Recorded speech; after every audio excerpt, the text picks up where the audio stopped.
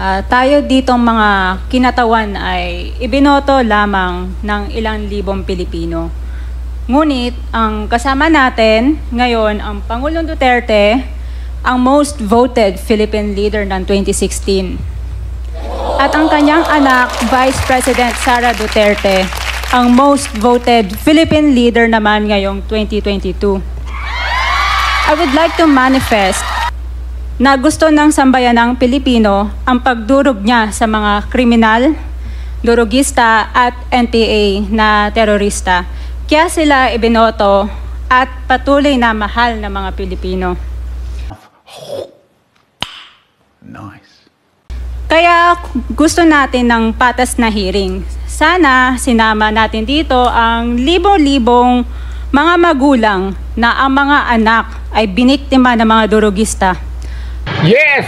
Of course, why? Ang mga ordinaryong Pilipino na naglalakad galing trabaho, tapos sinaksak o pinatay ng adik, lahat ng mga kababaihan, na kahit pati infant na babae ay ginahasa na ng adik.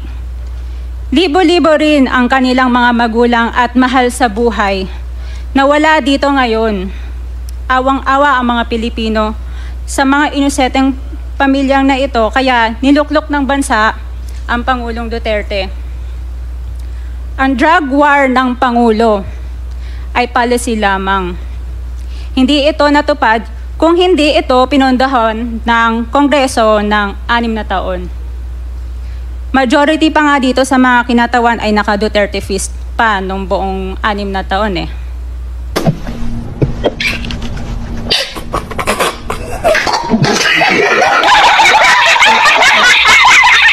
Duterte Youth Party List po ay patuloy na naninindigan sa Pangulong Rodrigo Duterte at pangalawang Pangulo Sara Duterte na naglingkod ng maayos, dumurog sa mga durugista, kriminal at NPA na terorista para proteksyonan ang milyon-milyong Pilipino.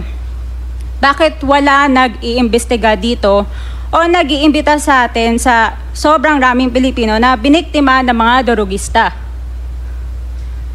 And lastly, sa mga kongresista na kaalyado ng mga NPA, mahaya naman tayo sa topic ng pagpatay dahil kayo mismo, hindi kayo nagsasalita sa pagpatay ng NPA sa mga pulis, sundalo at mamayang Pilipino.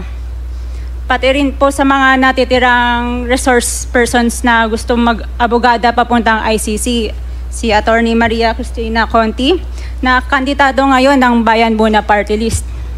Kasama po ang inyong katabi na si Nery Colmenares ng Bayan Muna.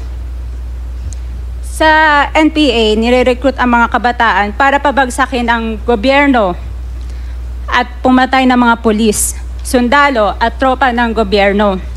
Di nyo naman kinokondena ang pagpatay nila. Ang kinokondena nyo ngayon ay ang dalawang naging most trusted leaders ng bansa na todo effort protektahan ang milyong-milyong mga Pilipino. Yes! Walang skill. In support sa advocacy sa Pangulong Duterte, ang Duterte Youth Party List ngayon, Kongreso ito, ang kaisa-isang nagpapanukala ng pagbalik ng death penalty para sa mga rapist, kidnappers, durugista at terorista. In behalf of the Duterte Youth Party List, kami ay nagpapasalamat sa todong suporta ng Pangulong Duterte at VP Sara Duterte sa mga tropa ng gobyerno at sa pagdurog nyo sa mga kriminal, durugista at NPA na terorista. Yun lang po. Maraming salamat po, Mr. Chair. At thank you, Congresswoman.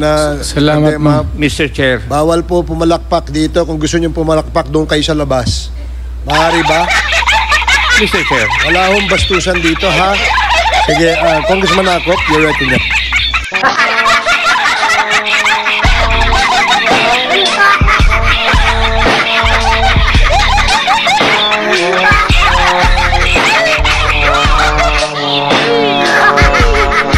Congressman Acop, yes, let me emphasize na wala pong may monopolya ng pagmamahal sa bayan dito. Pare-parehas po tayo rito. And following the suggestion of Congressman Acop, kung meron kayong gustong paimbita, mag-attend kayo ng hearing. Hindi yung attend kayo kapag andito lang ang dating Pangulo, ang ating Vice Presidente. Umattend kayo. This committee hearing, this Quadcom, makes announcements of all its hearings. And from here on, we want to see you in our hearing, and please submit to the committee secretary all the persons you want to be invited. Wala hong ano yan. Wala hong ano yan. Kung sino yung gusto nyong imbitahan, pwede po yan. Gusto ko lamang pong liwanagin na wala hong may monopolya sa pagmamahal sa bayan dito. Hindi kayo, hindi kami. Pare-parehas tayo nagmamahal sa bayan. Pare-parehas tayo nagseserbisyo eh.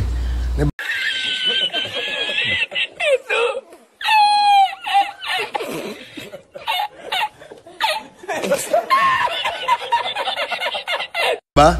Huwag niyo sabihin mas magaling kayo. Dahil kami, hindi naman namin sasabihin magaling kami. Pero kung pagmamahal sa bayan, pare-parehas tayo. Ang aga-aga baka siyansihin ko yung gilagid mo dyan.